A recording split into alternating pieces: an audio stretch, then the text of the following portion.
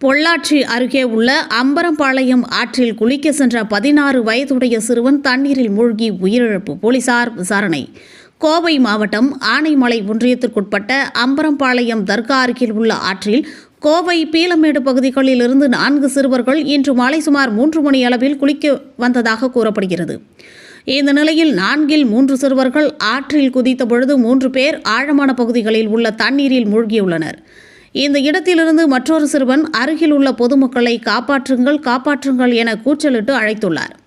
இதனை அறிந்த அங்கிருந்த நபர் ஒருவர் சிறுவர்களை காப்பாற்ற முயற்சிகளை மேற்கொண்டு 3 2 சிறுவர்களை மட்டும் காப்பாற்ற முடிந்தது. மற்றொரு சிறுவர் நீரில் மாயமானதாக கூறப்படுகிறது.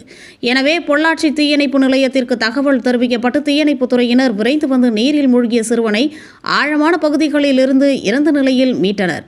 இந்த சிறுவனின் உடலை பொள்ளாச்சி அரசு மருத்துவமனைக்கு பிரேத பரிசோதனைக்காக அனுப்பி வைக்கப்பட்டனர். மேலும் இது பற்றிய ஆனைமலை காவல்துறையினர் விசாரணை மேற்கொண்டு வருகின்றனர். சிறுவன் தண்ணீரில் மூழ்கிய சம்பவத்தால் இப்பகுதிகளில் சிறிது நேரம் பரபரப்பாக காணப்பட்டது. மனித உறுதி டிவி செய்திகளுக்காக பொள்ளாச்சி செய்தியாளர் முத்து.